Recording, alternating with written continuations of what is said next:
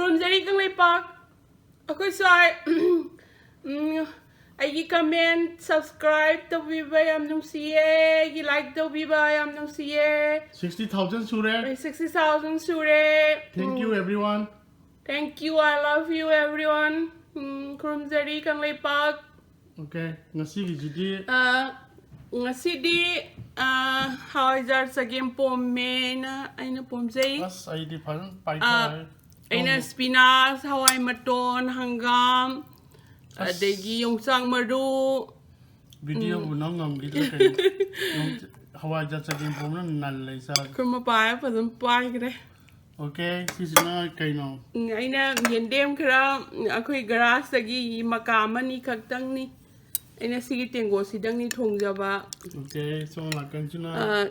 Yongsak sige yongsak singju se ako'y da Manipuri macha malae ukrudagi am nung siye mana bhabi gine itay magine na pubire ay di yongsak ahing basing ju sa doi phange ahing thamjare khara mai giri khitani hay ako'y saigi angang myam kauraga pizza jage na fakpai ni ako'y mapana pompret ama taubire adegi isa thoibina as phone tawre inni khajing gang ngoramu si thau khajing macha kang ngo asparagus ko na ba hawai matu na yauri nang yauri okay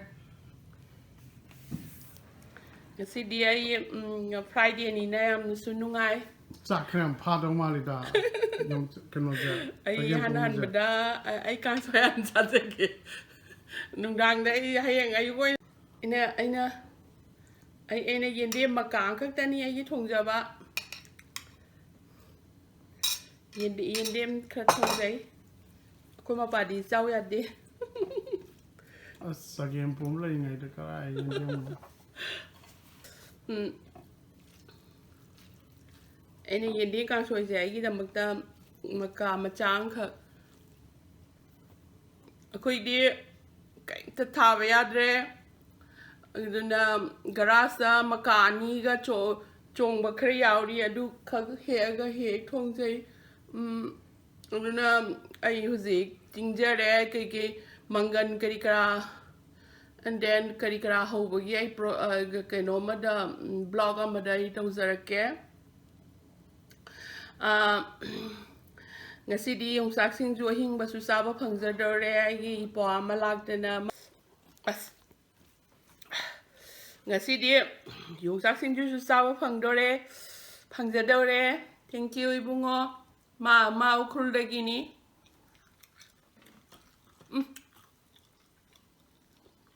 ukrul gi yung chawal manay manam gasi di loire ba yung chak jalaman hoi ma khoi mi te ge seng ma yung chak ni Manipuri ge okay sao hoi ma ai kya kan yung chak che irom badi chai singju je oh ai ngani chak chak ya ya cha om de tan na dong mal asang bu ka chao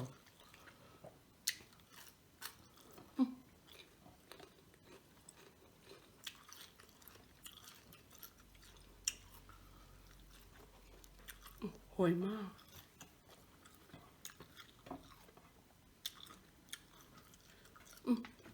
tuning ko ni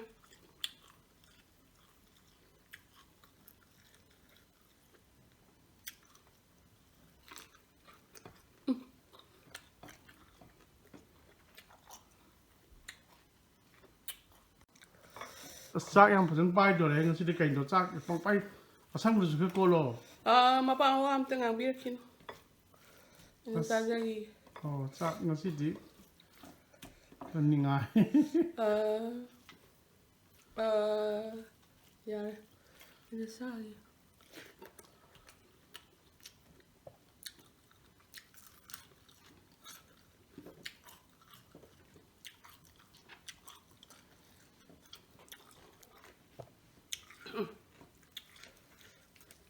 Isana po kasi hawker da ma pista PhD loraga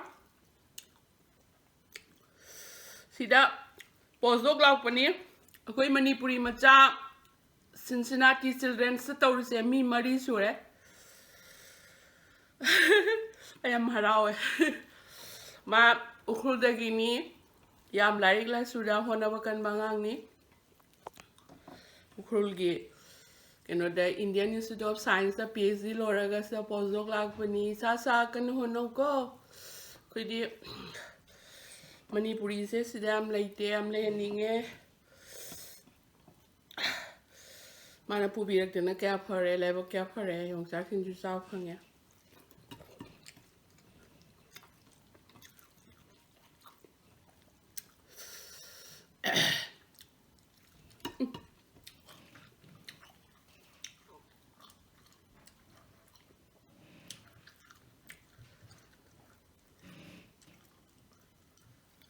ꯐꯖꯅ ꯍꯥꯎꯋꯦ ꯎꯈ꯭ꯔꯨꯜꯒꯤꯗꯤ ꯆꯤꯡꯒꯤ ꯌꯣꯡꯆꯥꯛꯁꯤꯗ ꯍꯥꯎꯈ꯭ꯔꯄꯣꯠꯅꯦ ꯑꯃꯨꯛꯀ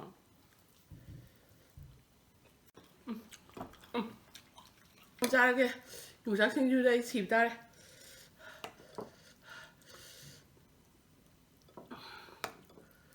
ꯁꯤ ꯌꯥꯔꯦꯀꯣ ꯃꯄꯥ ꯑꯩ ꯂꯧꯖꯔꯣ ꯑꯩꯁꯤ ꯈꯖꯤꯡꯒꯁꯦ ꯌꯥꯝ ꯆꯥꯔꯔꯣꯏꯀꯣ ꯁꯤꯗꯅꯦ ꯑꯩ ꯆꯥꯛ ꯌꯥꯝ ꯆꯥꯁꯜꯂꯤꯁꯦ ꯑꯩꯈꯣꯏꯗꯤ ꯆꯥꯛ ꯌꯥꯝ ꯊꯨꯅ ꯆꯥꯏꯌꯦꯕ ꯆꯥꯛ ꯂꯥꯝꯃꯒ ꯆꯥꯔꯛꯄꯅꯤꯅ ꯈꯖꯤꯡꯁꯤ ꯏꯆꯥ ꯊꯣꯏꯕꯤꯅ ꯉꯧꯑꯣꯅ ꯃꯥꯅ ꯃꯆꯜ ꯇꯥꯛꯂꯛꯏꯅꯤ ꯁꯤ ꯍꯥꯞꯄꯣꯅ ꯌꯥꯔꯦ ꯃꯥ ꯍꯌꯦꯡ ꯊꯝꯕꯤꯔꯣ ꯍꯦꯟꯅ ꯆꯥꯁꯜꯂꯦ ꯁꯤꯗꯅꯦ ꯑꯩ ꯅꯣꯏꯔꯤꯁꯦ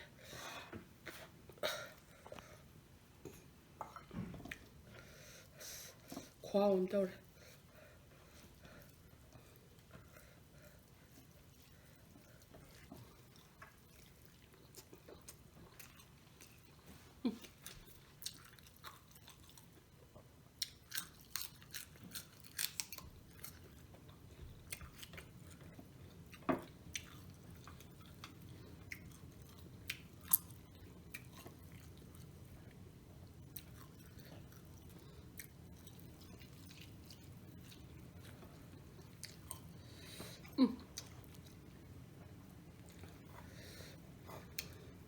yongchak singjusini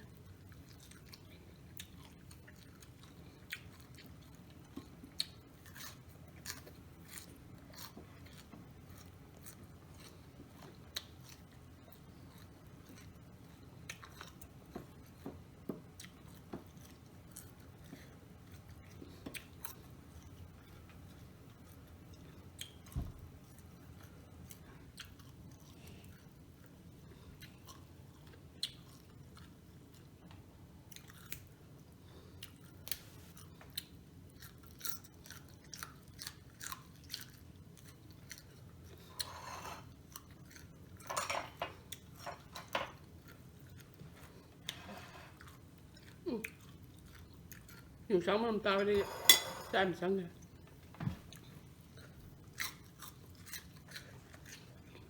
saknam sa sakse khama te nang haude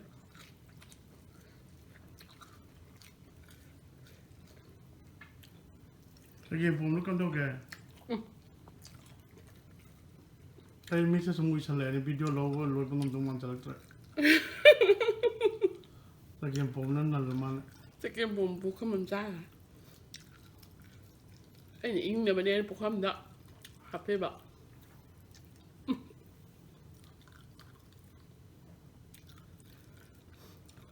oi ma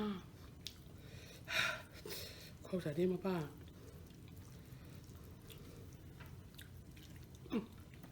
ai se ka Mi si la ta re ko lo sak sing ju manam ji.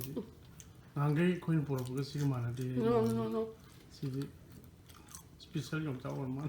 sing yu chang Khoin ji por ga to bu manam kha ga nam si di as kra de. ai me oi lo thank you ibunga mangolo yu ko cha kaga ima khoi man Manipuri ma hingale khoi cha ma hingale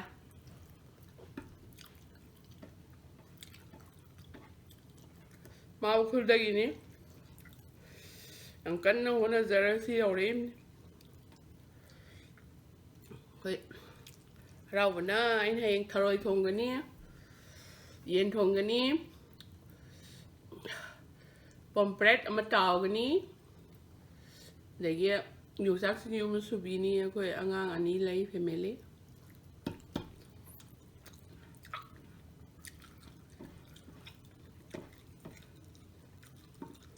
ꯃꯣꯏ ꯂꯩꯕꯒꯤ ꯑꯩꯈꯣꯏ ꯅꯨꯡꯉꯥꯏ ꯋꯥꯈꯜ ꯂꯧꯁꯤꯡ ꯊꯣꯛꯑꯦ ꯌꯥꯝ lonely ꯑꯣꯏ ꯂꯥꯏꯐꯁꯦ ꯑꯩꯈꯣꯏꯗꯤ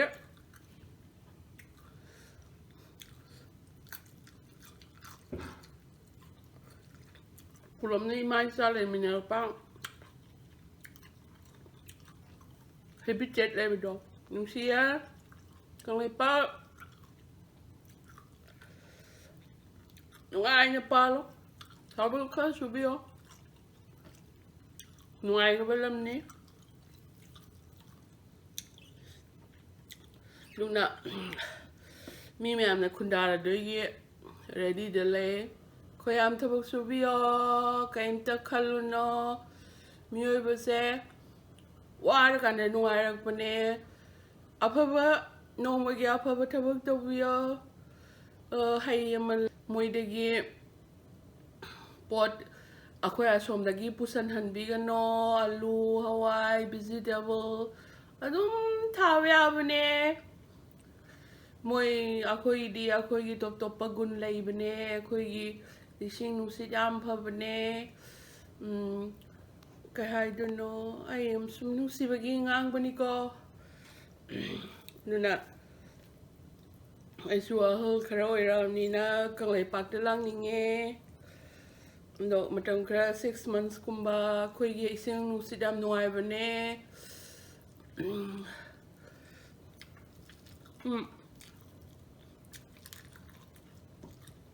ꯊꯕꯛꯇꯤ ꯁꯨꯔꯒ ꯊꯕꯛꯇ ꯃꯤꯅ ꯑꯍꯥꯎꯕ ꯆꯥꯔꯁꯨ ꯑꯩꯒꯤ ꯈꯔꯅ ꯂꯦꯟꯕ ꯇꯥꯏ ꯊꯕꯛꯇꯤ ꯁꯨꯗꯕ ꯌꯥꯗꯦ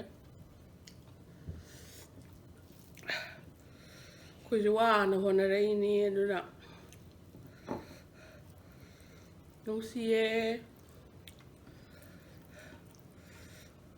ꯀꯟꯅ ꯀꯟꯅ ꯍꯣꯠꯅꯧ ꯑꯃꯦꯔꯤꯀꯥ ꯍꯥꯏꯕ ꯂꯝꯁꯤꯗꯤ ꯑꯩꯈꯣꯏ ꯃꯅꯤꯄꯨꯔꯒꯤ ꯃꯆꯥ ꯌꯥꯝ ꯂꯩꯇꯦ ꯃꯤꯒꯤꯗꯤ ꯌꯥꯝ ꯂꯩ ꯑꯗꯨꯅ ꯂꯥꯏꯔꯤꯛ ꯀꯟꯅ ꯍꯣꯠꯅꯧꯋꯣ ꯑꯉꯥꯡ ꯑꯣꯏꯔꯤꯉꯩ ꯅꯍꯥ ꯑꯣꯏꯔꯤꯉꯩ ꯊꯕꯛ ꯇꯧ ꯏꯃꯥ ꯏꯄꯥ ꯂꯨꯅ ꯇꯧ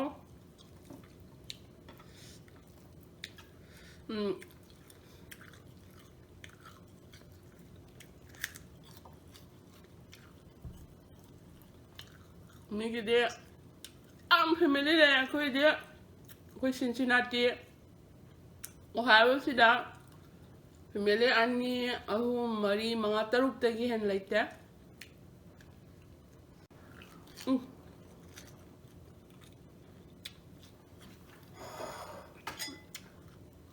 ꯁꯤꯡꯖꯨꯗꯤ ꯑꯗꯨꯝ ꯑꯩ ꯂꯧꯖꯒꯦ ꯑꯔꯣꯏꯕꯒꯤ ꯑꯣꯏꯅ ꯆꯪꯉꯝꯗꯅ ꯆꯥꯕꯅꯤ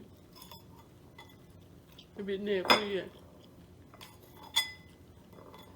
ꯉꯥ ꯆꯥꯅꯤꯡꯗꯦ ꯑꯩꯈꯣꯏ ꯌꯣꯡꯆꯥꯛ ꯁꯤꯡꯖꯨ ꯌꯥꯎꯔ ꯄꯥꯝꯖꯕꯅꯤꯅ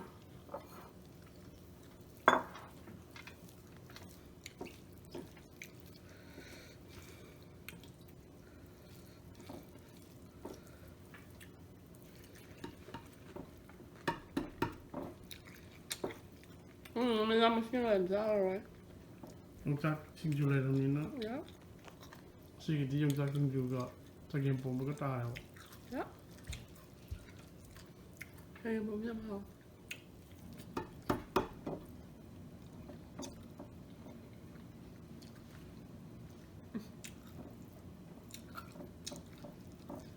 고소하네. 살이 안 나. 이제 넣을 때. 이 사람 싸네 제일 좋아해.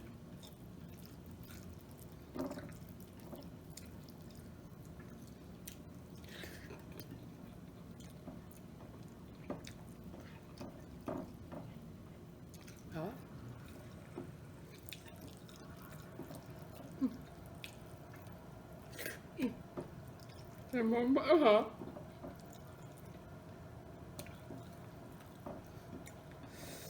Hồi mà Khoa ra đêm mà bà Hey, tumni nghe được. Ui thare sa. Hawai jan nalaman. Hồi mà Sao vậy kìa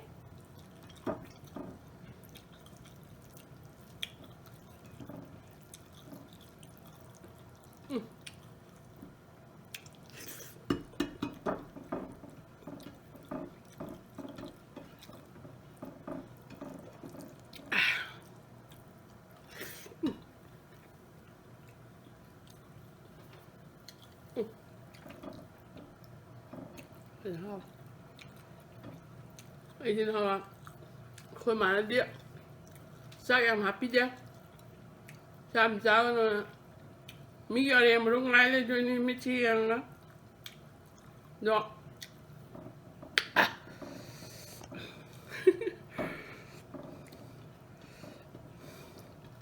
Yung pala kasi may hanggari mo rin ko na loitsing sa lagan. Saro. Ano ay pusalo na. Tawdo.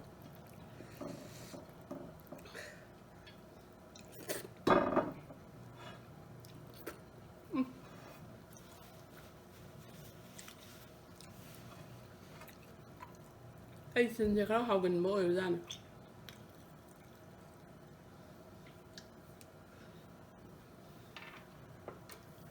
Nên sẽ cái bố mới đi phải hào mà này mà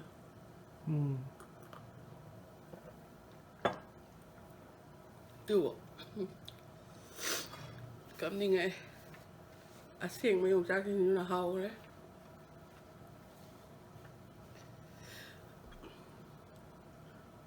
Krum jadi kang lipak Tawagan ng subiyo Yam nungay em nung siye Krum jadi